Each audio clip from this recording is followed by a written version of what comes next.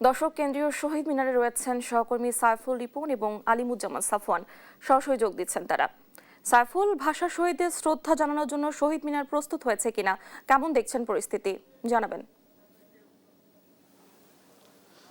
টানা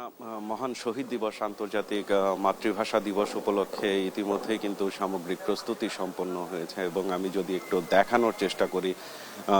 জাতীয় শহীদ মিনারের সামনের যে পরিবেশ, ইতিমধ্যেই কিন্তু পুরো এলাকা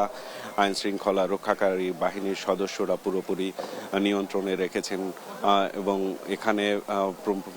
প্রথম প্রহরী কিন্তু পুষ্পস্তবক অর্পণ করবেন রাষ্ট্রপতির পক্ষ থেকে এবং প্রধানমন্ত্রী তারেক রহমান ফুল দিয়ে শ্রদ্ধা নিবেদন করবেন মহান ভাষা আন্দোলনের শহীদদের প্রতি এবং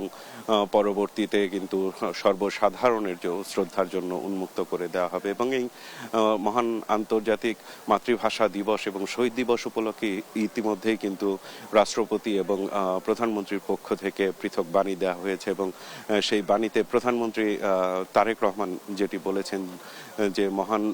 ভাষা শহীদদের প্রতি তিনি যেমন শ্রদ্ধা জানিয়েছেন, তেমনি তিনি যেটি বলেছেন যে এই ২১-এর ভাষা আন্দোলনের মধ্য দিয়ে যেই গণতান্ত্রিক অগ্রযাত্রার চেতনার যে মূল প্রেরণা, সেই প্রেরণা কিন্তু এই মুক্তিযুদ্ধ আন্তর্জাতিক মাতৃভাষা দিবস অর্থাৎ এই শহীদ দিবস থেকে এসছে এবং সেই প্রেরণারই ধারাবাহিকতায় দেশে আবার গণতন্ত্র পুনঃপ্রতিষ্ঠিত হয়েছে এবং সেই গণতন্ত্র পুনঃপ্রতিষ্ঠিত গণতন্ত্রকে সুসংহত রাখতে কিন্তু বর্তমান বিএনপি সরকার প্রতিশ্রুতিবদ্ধ, এমনটি কিন্তু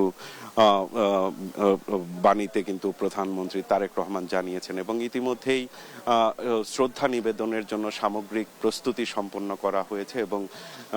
প্রথম প্রহরেই শ্রদ্ধা জানাবেন রাষ্ট্রপতি এবং প্রধানমন্ত্রী এবং তারপর উন্মুক্ত করা হবে সাধারণ মানুষের জন্য। এবং আমাদের এই যে সামগ্রিক পরিবেশ পরিস্থিতি নিয়ে শহীদ মিনারের অন্য প্রান্ত থেকে আমাদের সাথে যুক্ত হচ্ছেন সহকর্মী সাফওয়ান এবং তার কাছে আমরা জানতে চাইব যে সার্বিক নিরাপত্তা ব্যবস্থা আপনি কেমন দেখছেন এবং লোক সমাগম হচ্ছে কিনা। সাইফুল, আমি এই মুহূর্তে শহীদ মিনারের পাশে টিএসসি যে রাস্তাটি রয়েছে সেখানে আমি রয়েছি। আপনি আসলে যেমনটি বলছিলেন নিরাপত্তার কথা, আপনি জেনে থাকবেন যে শহীদ মিনারের চারপাশে কিন্তু ঢাকা বিশ্ববিদ্যালয় প্রবেশের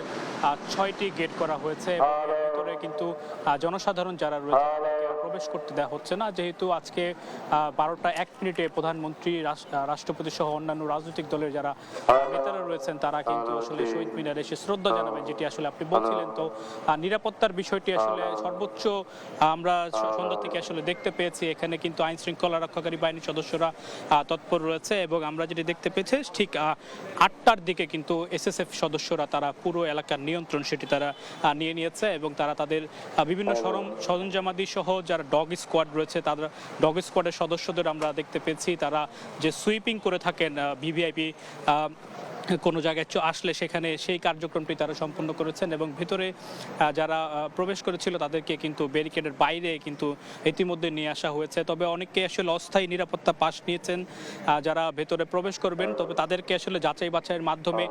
এসএসএফ এর সদস্যরা তারা ভেতরে প্রবেশের অনুমতি প্রদান করবে। তবে সেই কার্যক্রমটি এখনো শেষ হয়নি, অর্থাৎ ভেতরে এসএসএফ এর যেই